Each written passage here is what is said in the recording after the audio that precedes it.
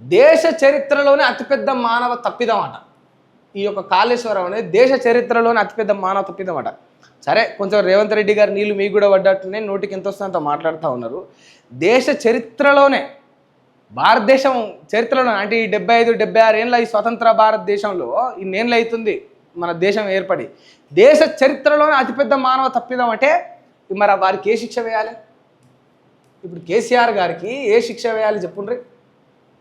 ఉట్టిగా మరి దేశ చరిత్రలో అతిపెద్ద తప్పు చేసిన వాడికి ఏం చేయాలో ఏం చెప్తారో ఒకసారి మీరు వినుండ్రి.